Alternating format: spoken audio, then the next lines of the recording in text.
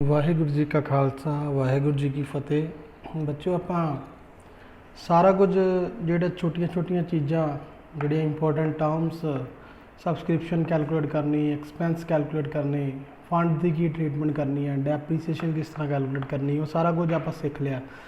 ਹੁਣ ਬਹੁਤ ਜਿਹੜਾ ਨੈਕਸਟ ਮੇਨ ਸਟੈਪ ਹੁਣ ਜਿਹੜੇ ਸ਼ੁਰੂ ਹੋਣ ਜਾ ਰਿਹਾ, ਜਿਹੜਾ ਮੇਨ ਕੰਟੈਂਟ ਸ਼ੁਰੂ ਹੋਣ ਜਾ ਰਿਹਾ, ਉਹਦੇ ਵਿੱਚ ਹੈਗਾ ਵੀ ਤੁਸੀਂ ਰਿਸਿਪਟ ਐਂਡ ਪੇਮੈਂਟ ਅਕਾਊਂਟ ਤੋਂ ਇਨਕਮ ਐਂਡ ਐਕਸਪੈਂਡੀਚਰ ਅਕਾਊਂਟ ਨੂੰ ਕਿਸ ਤਰ੍ਹਾਂ ਬਣਾਉਣਾ ਹੈ। पेपर च जोड़े क्वेश्चन आना है वो इस तरीके का ही आना वा। रिसिप्ट एंड पेमेंट अकाउंट तुहानूं गिवन होएगा, कुछ एडिशनल इन्फॉर्मेशन तुहानूं दित्ती होएगी, तुसीं उहदे बेस दे उत्ते इनकम एंड एक्सपेंडिचर अकाउंट जिहड़ा वा वो बनाना है, बैलेंस शीट बनानी है। कई सम्स दे विच तुहानूं ओपनिंग बैलेंस शीट भी बनानी पेगी, कईयां दे विच तुहानूं सिर्फ क्लोजिंग ही बनानी पेगी जेकर तुहानूं कैपिटल फंड दिता है। हुण वो आपां किस तरह ये सारी चीज़ नूं करना है, आपां एक एग्जाम्पल जिहड़ी आ उहनूं करके देख लैंदे आ, तुहानूं सारा समझ लग जाएगा। तुसीं एग्जाम्पल देख रहे हो, रिसिप्ट एंड पेमेंट अकाउंट जो वेलकम क्लब का वो दिता है 31 मार्च 2020।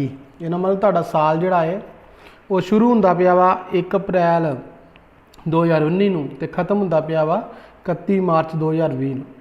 उहदे इम्तिहान दे विच साल के दौरान, एक साल के दौरान किहड़ियां चीज़ां आईयां, कोई सबसक्रिप्शन आई है, कोई इंटरस्ट रिसीव किया, कोई salary pay, postage, rent, telephone charges, printing, furniture, investment, balance carried on cash and bank.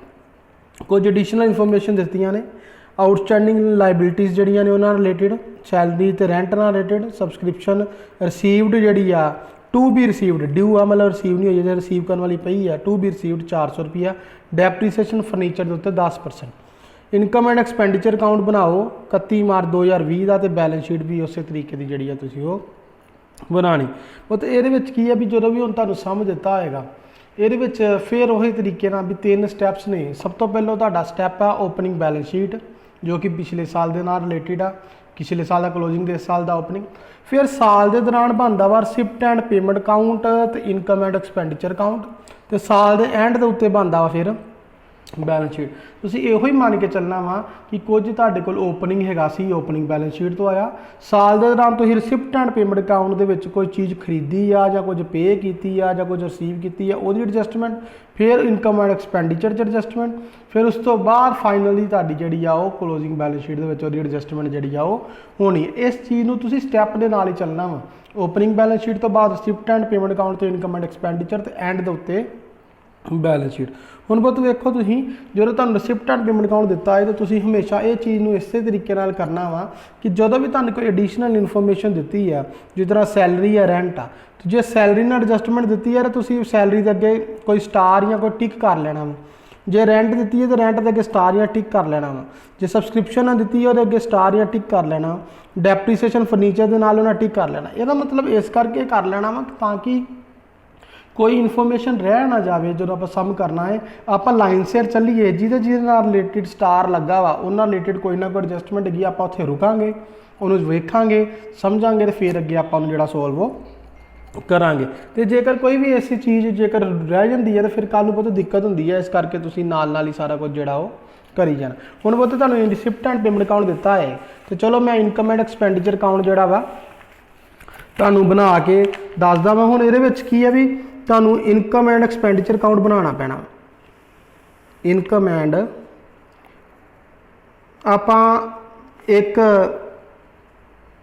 Example जिहड़ी है उहनूं करके देख लैंदे आ। तुसीं बाकी अपने आप ही सोल्व करके देखना।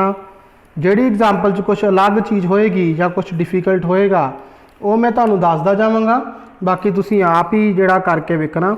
इत्थे आ जाएगा एक्सपेंडिचर, इत्थे आ जाएगा अमाउंट,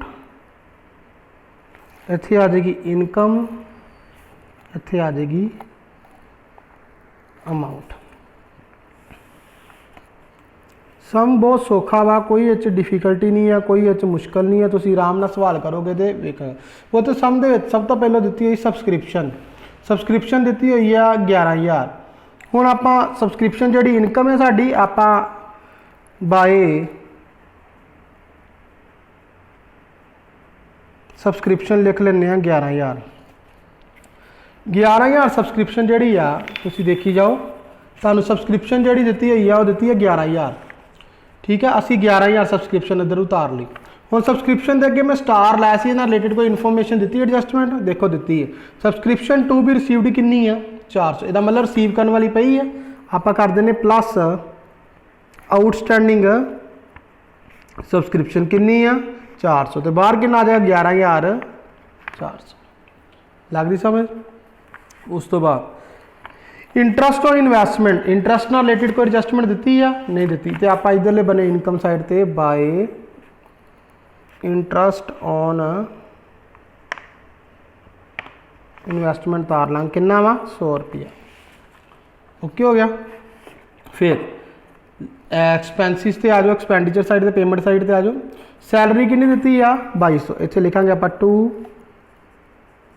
सैलरी कितनी आ 2200। हुण इहदे अगे स्टार लाया हुआ, इसका मतलब इन्हां रिलेटेड कोई एडजस्टमेंट हैगी। थल्ले लिखिया आउटस्टैंडिंग सैलरी, जिहड़ी outstanding end of the year आ कितनी आ 200, तो टोटल कितना हो जाएगा 2400। बाहर कितना आ गया 2400। फिर अगे पोस्टेज, इन्हां रिलेटेड कोई एडजस्टमेंट हैगी आ नहीं, इसका मतलब इनू आप सीधा सीधा ही लिख देंगे बाहर कितनी है पोस्टेज 100 रुपया। ठीक हो गया। उस तो बाद बताओ तुहाडे को रेंट दिता वा 1100 रुपया, इसका मतलब रेंट जो 1100 रुपये दिता वा उन्होंने रिलेटेड कोई एडजस्टमेंट दी है जी। आप इतने लिख रहे टू रेंट कितना वा रेंट 1100 रुपया, एडजस्टमेंट कितनी है रेंट के नाल 100 रुपया, तो आप 100 रुपया नाल की लिख देने प्लस 100 आउटस्टैंडिंग आ, टोटल कितना हो गया 1200। अगे telephone charges 200 two telephone charges 200, इन्ना रिलेटेड कोई एडजस्टमेंट नहीं। प्रिंटिंग इन्ना रिलेटेड कोई एडजस्टमेंट नहीं, कितना आ गया 300। फर्नीचर 2000 रुपया। हुण जिहड़ा फर्नीचर आ पेमेंट साइड दिता है तुहाडी एसट आ, इसदा मतलब फर्नीचर जिहड़ा वा वो इनकम एंड एक्सपेंडिचर च तो नहीं आ सकदा, मगर इसकी डेप्रीसीएशन जिहड़ी आ वो आ सकदी आ। डेप्रीसीएशन ऑन फर्नीचर वो आ सकती, कितना है फर्नीचर 2000 का। ओपनिंग च कुछ नहीं सी, साल के दौरान आप 2000 का खरीदया, डेप्रीसीएशन दी है 10%, इसका मतलब 2000 रुपये का फर्नीचर सी, 10% हिसाब नाल कितनी डेप्रीसीएशन बनती है 200 रुपया, इसका मतलब 200 रुपया डेप्रीसीएशन जी है तुहाडी वो लग गई। हुण इन्वेस्टमेंट तुहाडी एसट आ, इन्हें नहीं आना। फिर क्लोजिंग बैलेंस तो ओपनिंग बैलेंस, क्लोजिंग बैलेंस जोड़े वो इतने नहीं आने, क्लोजिंग बैलेंस शीट जाएंगे। आप तो तुहाडे कोल जिहड़ियां सारियां चीज़ां गिवन हैगियां सी, इन्हां विच तुसीं हुण वेख लो कोई चीज़ रह तो नहीं गई, सारियां चीज़ां दी एडजस्टमेंट हो गई। सबसक्रिप्शन की भी हो गई आ, आउटस्टैंडिंग लाइबिलिटीज़ की भी हो गई आ, डेप्रीसीएशन की भी हो गई आ। जेकर इहदे विच कोई सबसक्रिप्शन होर कोई ट्रीटमेंट होंदी आप वो भी जिहड़ा वो कर लेना सी। उस तो बाद तुहाडे कोल वेखो इस चीज़ नूं करन तो बाद जेकर तुसीं इन्हां दा टोटल करदे हो तुहाडे कोल टोटल बनदा वा 11,500 रुपया। 11,500 विचों इहनूं माइनस करोगे तुसीं कितना 24 1 2500 35 2 3700 3900 4400 ते 4600, तो बाकी तुहाडे कोल जो भी बचदा वा वो बचदा वा सरप्लस टू सरप्लस कितना बच गया 11,500 4600 गया, तो आ गया तुहाडे कोल 7100 रुपया। ये आ गया तुहाडे कोल सरप्लस, टोटल हो गया 11,500 रुपया। ये तुहाडा बन गया इनकम एंड एक्सपेंडिचर का। हुण बहुत तुसीं बनानी है बैलेंस शीट।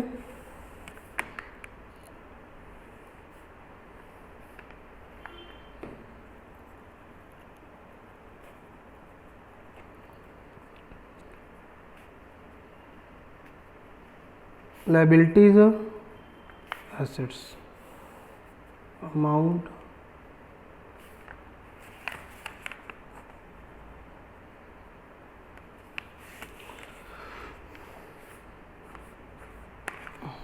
हाँ, सब तो पहलों लायबिलिटी साइड के उत्ते आंदा कैपिटल फंड। सानू कैपिटल फंड जिहड़ा वो नहीं दिता, जे दिता होंदा तो आप लिख लेंदे, जे नहीं दिता होए फिर आप ओपनिंग बैलेंस शीट बनाने, तो ओपनिंग बैलेंस शीट वास्ते भी सानू ओपनिंग फंड जिहड़ा वो चाहिए। जो ओपनिंग बैलेंस फंड भी नहीं दिता तो फिर जिहड़ा कैपिटल फंड है तुहाडा क्या आ जाएगा नील। प्लस की कर देंगे आप सरप्लस, हुणे कढ़िया आप सरप्लस कितना कढ़िया वा 7100, बाहर लिख देंगे आप 7100। फिर उस तो बाद आउटस्टैंडिंग सैलरी तुसीं अगे प्लस की थी, आउटस्टैंडिंग जिहड़ी लायबिलिटी तुहाडी कितनी दी हुई है तुहानूं 200 रुपया एक्सपेंस आ। आउटस्टैंडिंग रेंट कितना दिता तुहानू 100 रुपया, यह भी तुहाडा की एक तरह का एक्सपेंस, इन्होंने तुसीं कर लेंदे हो लाइबिलिटी साइड ते लगी। हुण वारी आ गई एसेट साइड ते। सब तो पहले एसेट साइड ते cash in hand, cash at bank, receipt and payment account की क्लोजिंग साइड मतलब बाय वाली साइड ते पेमेंट साइड ते एंड के उत्ते कैश के बैलेंसिस जिहड़े दिते आ वो तुहाडे क्लोजिंग बैलेंस होंदे आ, उन्होंने तुहाडा क्लोजिंग बैलेंस शीट च आना वा, जिहड़ी ओपनिंग बैलेंस उन्होंने ओपनिंग बैलेंस शीट च आना। कैश इन हैंड तुहानूं दिता है वा 100 रुपया ते कैश एट बैंक दिता वा 1100 रुपया। फिर आउटस्टैंडिंग सबसक्रिप्शन जिहड़ी तुसीं प्लस कीती सी इत्थे इनकम है तुहाडी आउटस्टैंडिंग, इत्थे लिख दोगे तुसीं आउटस्टैंडिंग सबसक्रिप्शन कितनी आ 400 रुपया। फिर उस तो बाद फर्नीचर, किन्ने का फर्नीचर खरीदे इस साल के दौरान आपां 2000 का, वो डेप्रीसीएशन कितनी लग गई है 200, बाकी किन्ने का रह गया 1800 रुपये। उस तो बाद इन्वेस्टमेंट आपां उहदी कोई ट्रीटमेंट नहीं की इनकम एंड एक्सपेंडिचर अकाउंट च, क्योंकि उहदे नाल रिलेटेड कोई भी चीज़ जी नहीं है, नाले वो एसेट सी उन्हें उत्थे नहीं है। इन्वेस्टमेंट दी है, इन्वेस्टमेंट तुहानूं दी है 4000 की, तुसीं 4000 रुपये नाल इन्वेस्टमेंट जी उत्थे लिख लिया। और देखो कोई भी चीज़ नहीं रह गई, आपां इन्हां दोवां दा टोटल करते हैं 71 ते 3 7400, इधर भी 12 4 16 126 34 ते 4 7400, ਇਹਦਾ मतलब इत्थे भी आ गया 7400। आ तुहाडी बन गई बैलेंस शीट। एक तुसीं बनाया अज इनकम एंड एक्सपेंडिचर अकाउंट, एक तुसीं बना लिया वा बैलेंस शीट। तो बहुत ये जिहड़ा इस तरह का सम तुहानूं पेपर दे विच जे आऊगा तो छोटे तो छोटा इस तरह का, फिर जिहड़ा पेपर दे विच पहलों सम आंदा ही उह एक अद्धी एडजस्टमेंट ही होर हुंदी सी ते बिल्कुल इस तरह का ही हुंदा सी डिटो सम। हुण पेपर जिहड़ा वा थोड़ा लैंथी हो गया, शायद सम जिहड़ा वा उहदी भी थोड़ी जी टिपिकल थोड़ा जिहा इहनूं कर देण, एक दो पॉइंट होर थोड़ा जिहा इहदे विच जिहड़ा ऐड कर सकदे। मगर बेसिक जिहड़ा सम निकलना इस तरीके नाल तुहानूं रिसिप्ट एंड पेमेंट अकाउंट दिता होएगा, कुछ एडजस्टमेंट्स दित्तियां होणगीਆਂ। इनकम एंड एक्सपेंडिचर अकाउंट जिहड़ा वा तुसीं ओह बनाना वा, इनकम एंड एक्सपेंडिचर तो बाद तुसीं जिहड़ी आ ओह बैलेंस शीट बनानी है, दोवां दा करना वा टोटल। कई वारी कैपिटल फंड तुहानूं गिवन होएगा, कई वारी नहीं गिवन होएगा। जदों ना गिवन होए फिर तुसीं चैक करना कि तुहानूं कोई ओपनिंग बैलेंसिस दित्ते ने, जे ते ओपनिंग बैलेंसिस दित्ते ने फिर ओपनिंग बैलेंस शीट बना के फिर उस तो बाद उस जिस तरह इत्थे बैलेंस शीट है ना, ओपनिंग कैश नहीं आए ना वा, ओपनिंग सबसक्रिप्शन आउटस्टैंडिंग आ, ओपनिंग फर्नीचर आ, इन्वेस्टमेंट आ, ये सारिया चीज़ां ने आए ना सी ओपनिंग बैलेंसिस ने। तो फिर उस तो बाद तुसीं कैपिटल फंड का बैलेंस कढ लेना, उही कैपिटल फंड तुसीं क्लोजिंग बैलेंस शीट दे विच लैके इस साल के सरपलस नूं उहदे विच ऐड कर देना सी, ते तुहाडा सम जिहड़ा ओह निकलना सी। तो इत्थों तक तुसीं समझो बड़ा ईजी आ। नैक्सट एग्जाम्पल आपां फिर करते हैं